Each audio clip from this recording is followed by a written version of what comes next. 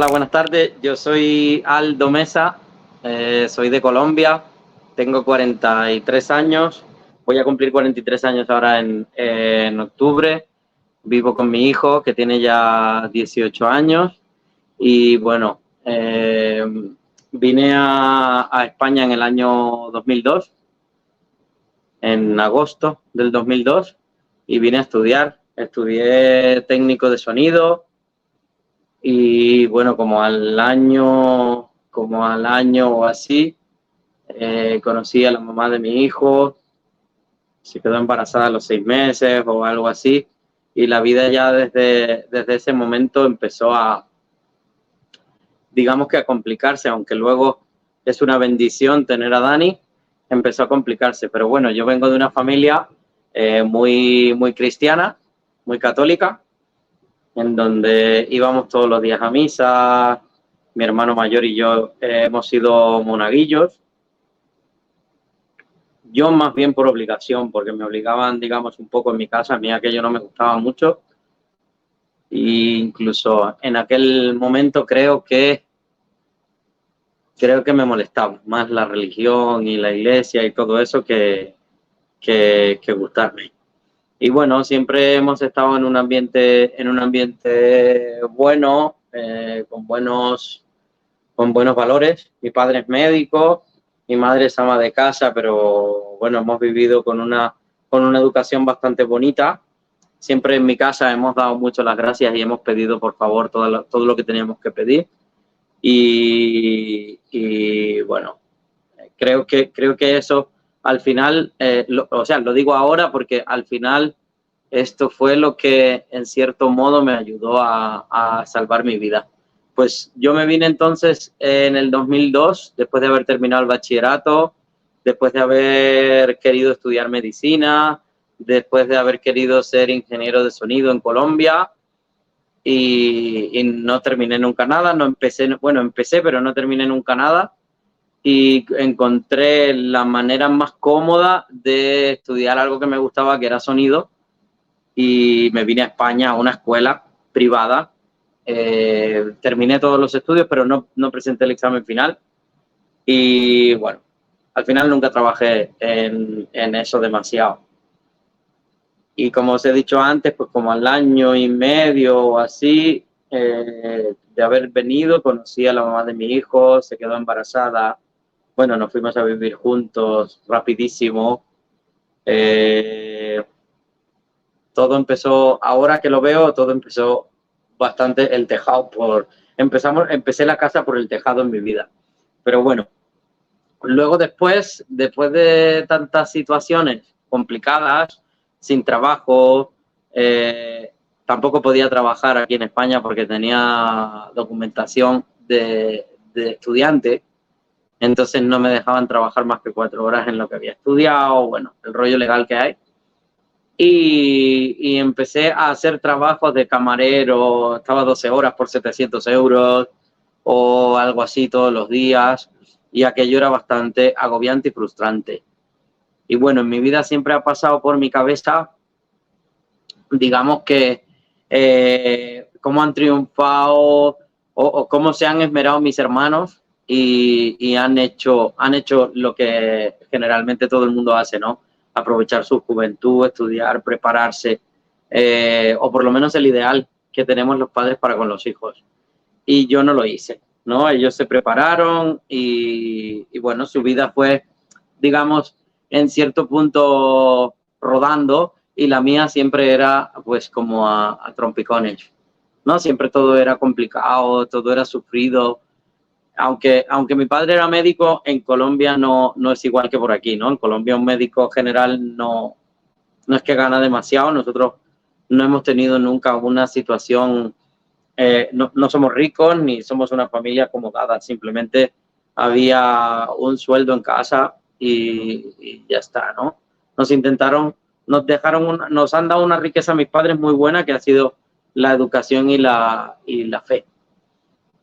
Y entonces, como ya todo eso era complicado, en mi corazón siempre estaba, no, estos han triunfado, yo nunca he estudiado, yo soy la oveja negra, y todos esos traumas, todas esas heridas se fueron se fueron, yo creo, sembrando, o le permití sembrarse en el corazón, en mi corazón, y todo esto me llevó un día a empezar a traficar, a vender cocaína.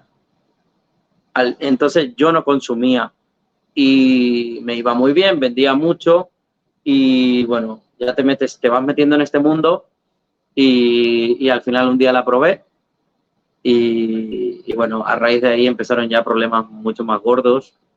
Nacía el niño y yo no tenía ninguna estabilidad económica, ni social, ni emocional, ni nada, porque la relación con su madre tampoco era un camino de rosas. Y entonces, a partir de ahí, pues ya empecé a consumir mucho más.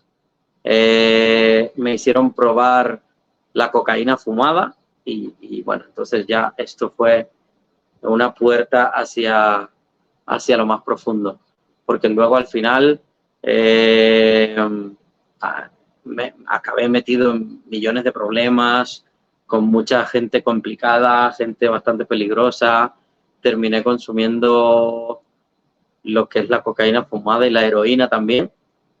Estuve así cerca de 15 años y la vida destrozada, ¿no? Todo fue cada vez a peor, a peor, a peor, a peor. Me metí en millones de problemas, en millones de historias que hice. Terminé cobrando dinero con pistola en mano. Eh, no sé, tantísimas cosas a las que a las que el Señor me permitió llegar porque me estaba enseñando, ¿no? Pero eso lo veo ahora. Entonces estaba como intentando, o sea, el Señor es tan misericordioso que permite que toques fondo para poder rescatarte, ¿no? Es como entre río y lloro porque es como un plan que se arma Él para salvarte, para rescatarte, ¿no? Porque hay corazones, en ese momento mi corazón era totalmente oscuro, totalmente egoísta, odioso, yo no quería a nadie, odiaba a mi madre por completo. Mi padre, por ejemplo, siempre ha sido una persona muy responsable, muy honesta, con las ideas muy fijas, pero yo tenía el problema que yo necesitaba como mucho amor demostrado, ¿no? Y mi padre habla poquísimo, no habla nada. Entonces, no sé cómo explicarlo. Luego, visto ahora desde el punto de vista de la sanación que me ha regalado el Señor, no era para tanto, pero en aquel momento a mí me dolía muchísimo que yo jamás me tomé una Coca-Cola con mi padre para tener una conversación. Mi padre no bebe, entonces jamás esperé tomarme una cerveza con él. Pero aquello era doloroso, ¿no? Yo me sentaba en el porche de casa y mi padre delante mío se estaba leyendo un libro y podían pasar 2 o 3 horas y yo no cruzar palabra con él. Entonces, el sentimiento era de este hombre no me quiere. Y eso tal vez fue una de las heridas más grandes que he tenido en mi vida. Lo he identificado en comunidad. Yo luego, después de todos estos problemas tan gordos, que también he estado en prisión. He estado poco tiempo porque Dios así lo permitió, ¿no? A través de mis padres, se endeudaron desde allí, desde Colombia, que es súper complicado mandar dinero para acá, para poder pagar un abogado, pagar fianzas, hacer acuerdos con el juez, no sé qué. Como no tenía antecedentes, hicieron un acuerdo y al final no entré en prisión, pero sí que estuve 26 días o algo así en una prisión en Madrid. Y luego ya salí a la espera de juicio. Eso fue porque estuve haciendo estafas, ¿no? Con bancos y con historias. La excusa era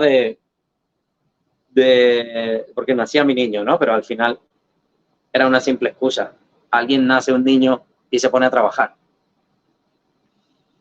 En fin, luego después de mucho tiempo me empecé a meter en casas que eran del banco, en un pueblo, y empecé a abrir las casas en plan ocupa, ¿no? Y me dediqué a abrir las casas, les cambiaba la llave y las vendía a gente que quisiera meterse. Entonces, y luego cosas bastante complicadas que no me gustaría, bueno, no es que no me gustaría, es que no merece la pena tampoco entrar en tantísimos detalles, porque eso digamos que es un poco la parte de la oscuridad, ¿no? Pues, ¿no? Luego existe una parte de luz que es con la que yo me quedo. Y ya después de tanto mal, tanta complicación, tanta tiniebla, un día pensaba, porque yo al final me separé de la mamá del niño, ella se quedó en un pueblo, yo me vine a otro como a 200 kilómetros y ahí estuve con Dani, con mi hijo y con su hermano, con David, que es, David es de Raquel, de la mamá de mi hijo, y pero vivían conmigo, ¿no? Porque no querían ir a ese pueblo tan pequeñito. Y, y entonces yo consumía todos los días en casa y ellos por ahí por casa, ¿no? David tendría, yo si no estoy mal, si no recuerdo mal, tendría 16, 17 años, algo así. Y Dani era súper pequeñito, todavía estaba en el colegio. Dani ahora ya tiene 18 años. Y entonces, pues, recuerdo así como anécdota para dar a entender un poco la situación, como era. Yo estaba encerrado muchísimo tiempo en la habitación. Arriba era un chalet en el cual me había metido de ocupa y la puerta de la habitación cerrada con el pasador y tal. Y mi hijo pequeñito decía, papá, tocaba la puerta y decía, papá, por favor, sal, ¿qué te pasa? ¿Cómo estás? ¿No? ¿Qué haces? Sal de una vez. Y escuchaba a su hermano mayor decirle, no te va a abrir, ya no insistas porque no te va a abrir. Era muy duro, ¿no? Era duro aquella situación, pero ni siquiera en ese momento piensas en tu niño. El consumo, la droga, el escapar de la situación. La mamá del niño se había ido con otro hombre. La relación jamás había sido bonita, ¿no? Una relación normal, un crecimiento y un compartir normal. Entonces todo era un caos, todo era tiniebla, todo era oscuridad, enredado en mi cabeza, en mi corazón. Era un sentimiento de culpa, de enfado, de desilusión, no sé hacia dónde voy. Al final no había sentido a la vida. Y empecé a ir a un psicólogo. Bueno, tomaba un montón de pastillas porque había ido al psiquiatra por el tema del consumo y tomaba, no sé si eran 12 o 14 pastillas al día de ansiolíticos y toda esta medicación psiquiátrica, ¿no? Que lo único que hace es ponerte como un tonto. Y luego era mezclar el consumo con las pastillas, con el alcohol, con no dormir. Eso era una bomba. Era una bomba de relojería todo aquello. Ya al final un día salía, recuerdo que estaba consumiendo y empezaba a escuchar voces, empecé a escuchar cosas y salí con un palo a la calle y no había nadie. Y entonces aquel día entendí que tenía que buscar ayuda porque o me moría un día de una sobredosis porque el consumo era muy alto o terminaba en la cárcel para mucho tiempo. Pero mucho tiempo, porque no estaba haciendo cosas nada buenas. Entonces, me fui llorando un día, digamos, por decirlo así, terminé de consumir la cantidad de droga que tenía y así tal cual salí, era por la mañana, como a las 10 de la mañana, me fui a una iglesia del pueblo donde vivía y yo sabía que ahí exponían el Santísimo todos los días, desde las 9 de la mañana hasta las 12. Y entonces llorando me arrodillé frente al Santísimo y le dije, bueno, si tú existes de verdad, tanto que dice mi madre y tanto que me ha obligado a ir a la misa y tal, ayúdame porque no puedo más. Era como tener los brazos así durante tantísimo tiempo y bajarlos y decir, no puedo más, ayúdame si es verdad que existes. Y una monjita de las que exponían el Santísimo se acercó a mí y la empujé, la tiré al suelo de un empujón. Odiaba a la gente, o sea, nadie me caía bien, me aprovechaba de todo el mundo, las amistades eran falsedad. Yo era falso con las amistades, ¿no? Con los vecinos, con todo el que se me arrimaba, a ver cuánto le podía sacar para drogarme. Y ellas me empezaron, luego, como después de media hora de llorar, de insultar al Señor, insultar al Santísimo, decirle palabrotas al Santísimo, en esa iglesia, la monjita esta se volvió a acercar a mí y me dio un abrazo. Y me sentí muy, muy amado, ¿no? O sea, necesitaba aquel amor que me transmitió el Señor a través de ella y simplemente ella, ¿no? Cuánto amor me dio en un abrazo sin palabras. Y entonces, sé que en ese momento el Señor empezó a amarme físicamente, ¿no? Porque me ha amado desde antes de nacer y empezó a decirme, aquí estoy, yo te voy a ayudar, yo te quiero, ¿no? Entonces me llevaron a un psicólogo del COF, del centro, ¿cómo es que significa COF? Significa Centro de Orientación Familiar y es de la iglesia. Me llevaron a Illescas, en Toledo, y ahí conocí a un psicólogo que le quiero muchísimo porque después de muchas sesiones me dijo, ya no te puedo ayudar más, ¿no? Porque yo continuaba prácticamente igual. Empecé a engañar a estas monjitas, pobrecitas, eran como dos ángeles, las empecé a engañar, les empecé a quitar incluso dinero de la iglesia. He hecho muchas cosas de las cuales creo que yo ya me perdoné, estoy convencido que me perdoné porque el Señor ya me había perdonado, pero me hacía falta perdonarme a mí por todas las cosas que había hecho con ellas, con la iglesia, con mi madre, con mi familia, con mis hijos, porque al final David, aunque no sea biológicamente mío, yo le quiero mucho, ¿no? Y entonces este psicólogo me dijo, ya no te puedo ayudar más, ya no vas a venir más aquí, pero además fue como si mi padre me estuviera diciendo que no me quisiera, la sensación era esa, de vete. Y entonces me hablaron de la comunidad Cenáculo, me dijeron que había una comunidad donde me podían echar una mano y yo no lo necesitaba, ¿no? O sea, de todas maneras creo que fue en el punto justo en el que él me dijo, ya no te voy a ayudar más, este hombre, este psicólogo. Además, es como más un amigo que un psicólogo, ¿no? Porque cuando he salido de comunidad le he hablado y todo. En fin, me hablaron de la comunidad Cenáculo y empezamos a hacer trámites para entrar en la comunidad Cenáculo. Es una comunidad que seguramente muchos la conoceréis y fue fundada en Italia por mi madre Elvira, que la amo, que la quiero muchísimo, no la conozco en persona porque está muy malita, pero la amo, ¿no? Ella ha dicho sí al Señor y a toda esta obra y a mí a través de ese sí me ha renovado la vida el Señor y me la ha redonado.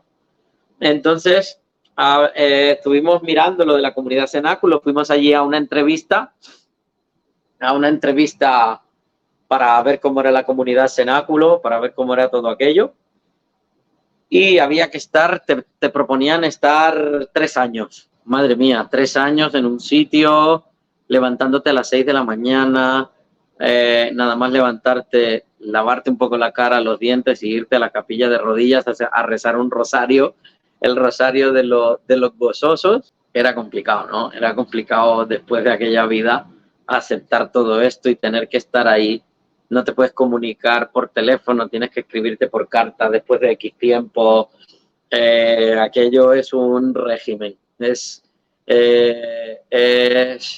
bastante duro. O sea, de hecho, hablando con un amigo estos días, un amigo que es militar, es un general del ejército aquí en España, que pertenecemos a un grupo de la iglesia que se llama Madrugadores, decía, esto es más duro que el ejército, ¿no? Porque allí te levantas a las 6 de la mañana y ya desde las 6 de la mañana hasta las 9:30 de la noche ni te tumbas ni nada y todo el rato moviéndote, ¿no? Funcionando, dinámica.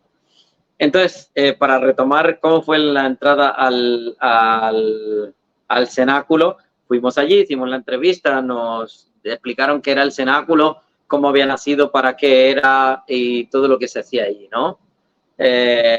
Luego volvimos, tenía que quitarme la medicación porque no te dejan entrar con medicación en el cenáculo.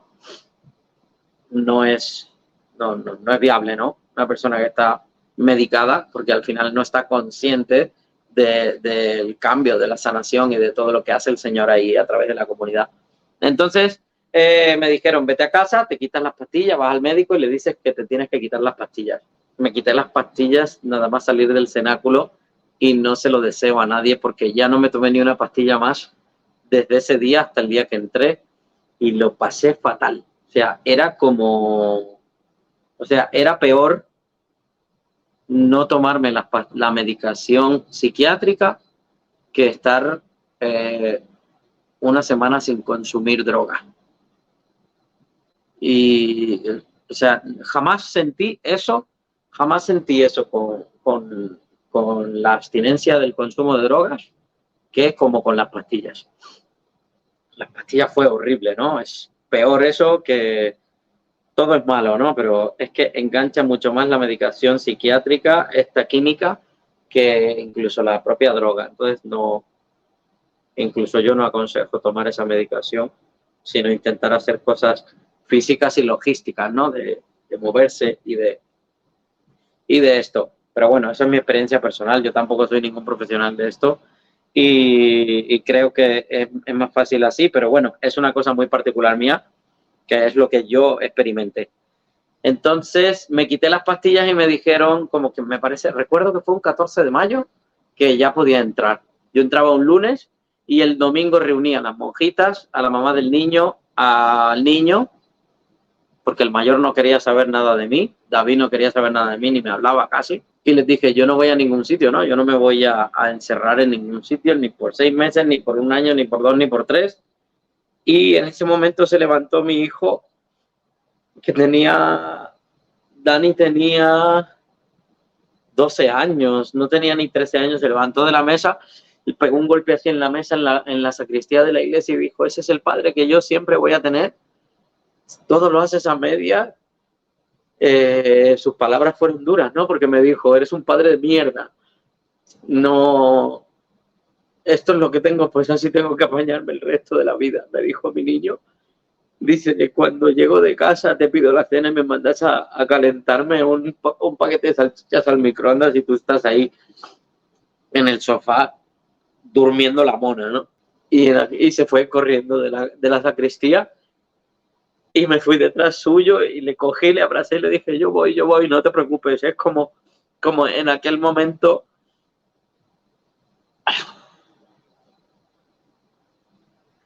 En aquel momento el Señor me estaba dando así como detrás de las orejas con mi hijo. Y entonces al día siguiente me fui.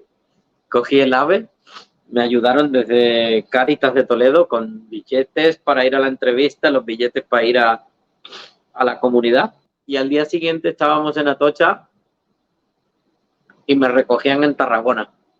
Me recogió un señor, me llevó por un camino que luego conocí, pero yo dije, me está dando un montón de vueltas este tío para que yo no me conozca el camino y no me pueda escapar. No, eso fue lo que pensé, porque eran unas montañas, aquí venga a dar vueltas con el coche y al final llegamos a la casa de la comunidad en Tarragona, en un pueblecito que se llama Cornudella de Montsant, que es una masía que ha donado el arzobispado para la comunidad y ahí éramos 35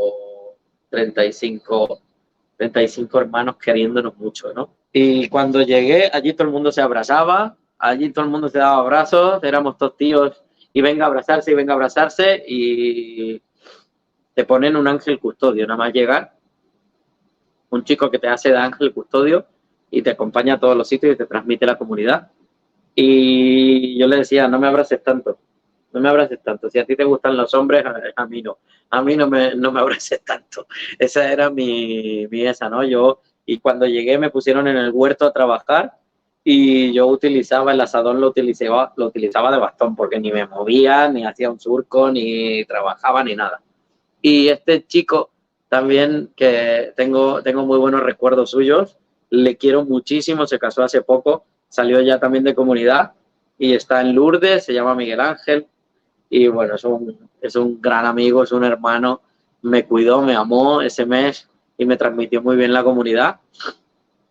Y entonces, pues nada, allí en comunidad, la comunidad tiene tres pilares, ¿no? Que es la oración, que es el principal, la amistad y el trabajo. Y te ayudan, te enseñan a hacer amistad verdadera, te enseña rezar, no te enseñan porque es una cosa que te enseña el Señor.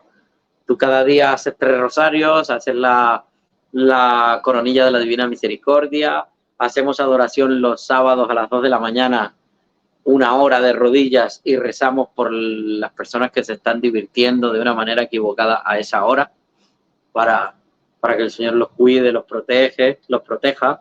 Y así que la parte de la oración, simplemente hay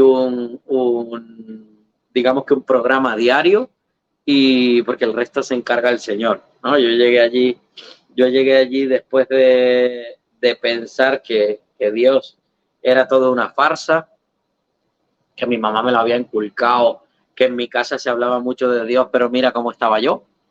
Y he salido de ahí pidiéndole perdón porque no lo vi nunca y siempre estuvo a mi lado. Es como si ahora alguien te pone la mano aquí para ayudarte a cruzar por el paso de cebra, pero el que te está poniendo la mano es el Señor.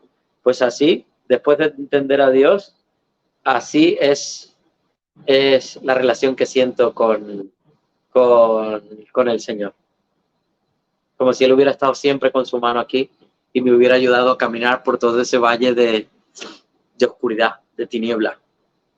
Porque al final todo eso fue muy, muy oscuro, muy, muy duro, muy doloroso. De hecho, a veces la cicatriz es como cuando tienes una cicatriz y te pica y rascas un poco, ¿no? Porque te pica.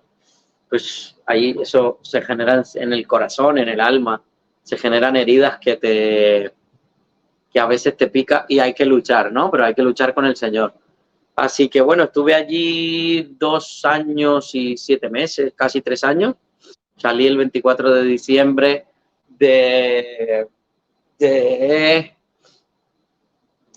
a ver, este diciembre pasado hice 2 años que salí, o sea que este diciembre cumpliré 3 años de haber salido de comunidad. Y bueno, no, ya la providencia de haber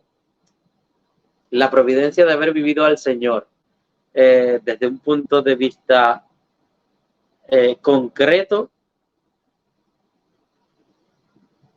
de haberme devuelto la vida, porque yo estaba muerto y Él me ha resucitado.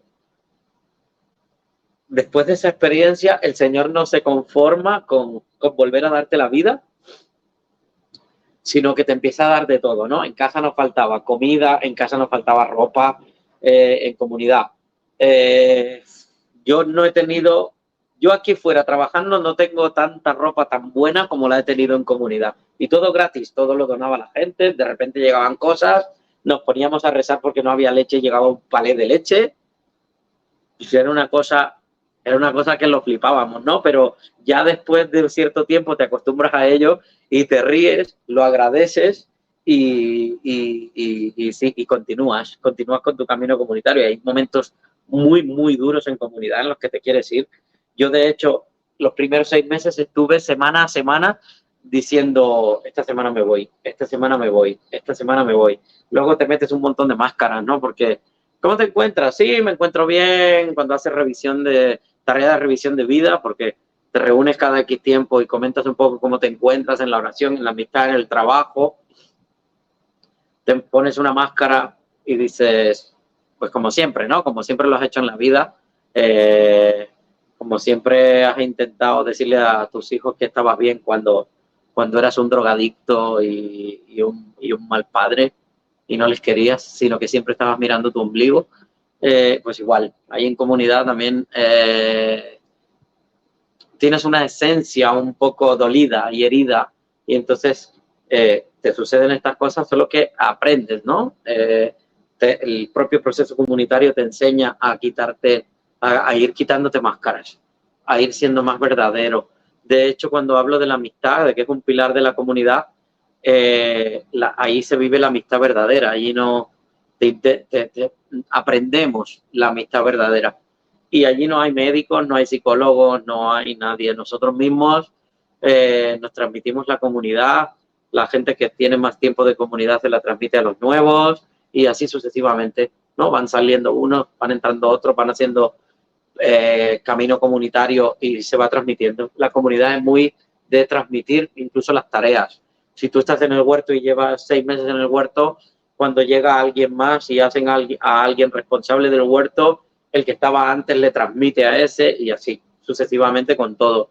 Hay un montón de tareas de bosque, de animales, huerto, cocina. Yo estuve cocinando 7 meses, creo, para 35 tíos, para 35 hermanos y tal vez ahí fue donde más crecí en comunidad, en la cocina, porque era todo el día, yo era el que más tarde me acostaba, el que me duchaba de última, no podía jugar al fútbol, siempre estaba, digamos, como se dice aquí, ¿no? Siempre estaba pringando en esos 7 meses, pero me hizo crecer mucho, me hizo entender lo bonito que es donarte a los demás. Y todo en comunidad es así, todo en comunidad es providencia, desde la comida, desde lo que te dice el hermano, desde la situación complicada que tienes con alguno y discutes y luego tienes que ir y limpiar la relación y se limpia de ciertas maneras, ¿no? Es todo providencial, es una reeducación de ti mismo y todo esto lo ha dado Dios en su infinita misericordia, ha puesto aquí la comunidad Cenáculo a través de la Madre Elvira y bueno, ha sido todo un camino, ha sido un camino de espinas, ha sido un camino bastante duro, bastante oscuro, pero una vez entré en la comunidad empecé a sentirme feliz después de un tiempo cuando un poco se te va toda la droga, digamos, todo el pecado, toda la equivocación que tienes encima, ¿no? Toda la vida equivocada que llevas, allí empiezas a limpiarte, poco a poco ves que juegas mejor al fútbol, incluso físicamente. Emocionalmente ya no te cuento, es toda una limpieza. Un día un sacerdote amigo de la comunidad me explicaba, es como un vaso que dejas 10 años lleno de agua en una casa y no lo mueve nadie. Pues eso al final se pone verde, se mancha y todo el proceso duele, ¿no? El proceso de limpiarlo, hay que tirar primero el agua, luego limpiar el vaso, incluso, yo qué sé, tendrás que ponerlo al aire porque si no eso huele mal y tal, ¿no? Es algo así, hace el Señor contigo después de todo este proceso, pero en esa limpieza, en esa purificación, digamos, de esta vida equivocada, el Señor te enseña porque has visto lo mal que hacías las cosas y las estás haciendo ahora de una manera más correcta con Dios a tu lado, con Dios de la mano contigo. Estuve como 2 años levantándome a hacer adoración a las 2 de la mañana, empecé de 2 a 2 y media y terminé haciendo adoración de 2 a 3, luego me iba a dormir, luego me levantaba a las 6, pero al final te acostumbras y el día que no lo haces te sientes como que hay algo que no has hecho, ¿no? Como algo me falta. Hoy, incluso hasta psicológicamente decías, hoy el día no va a ser muy bueno, que no he ido a ponerlo en manos de Dios.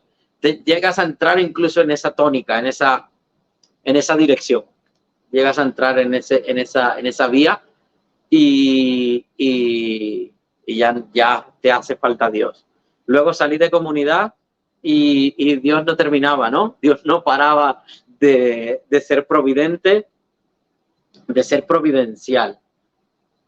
Me ayudaron. Yo salí, como se dice aquí en España, con una mano adelante y otra atrás. Mi hijo vivía con su madre. Llegué a Talavera de la Reina, me acogieron en Cáritas, vivía en una habitación donde no podía visitarme mi hijo porque era de un programa especial para gente con problemas. Vivíamos ahí tres y conmigo 4. Y bueno, a partir de ahí, poco a poco, como a los 2 meses, conseguí trabajo en la construcción y estuve 1 año en la construcción. Pero te puedo decir que a los 6 meses yo rezaba y le pedía al Señor que mi hijo viniera a vivir conmigo, mi hijo Dani, y ahora vive conmigo. Así que vivimos juntos, seguimos haciendo comunidad. Él estuvo haciendo experiencia en comunidad conmigo en 2 ocasiones. La primera vez estuvo 1 mes y medio y la segunda vez estuvo como 20 días o algo así. Conoce bastante la comunidad. De hecho, el Señor ha hecho que mi hijo le quiera, ¿no? Porque, como decía Santa Faustina Kowalska, Señor, yo sin ti, sin que tú me ayudes, yo no soy capaz ni siquiera de pronunciar tu nombre. Y eso es lo que siento que el Señor ha hecho con mi vida, con la vida de mi hijo. Nosotros todos los días rezamos para comer, bendecimos la mesa, vamos al Santísimo, porque donde vivimos tenemos una capilla de adoración perpetua cerca.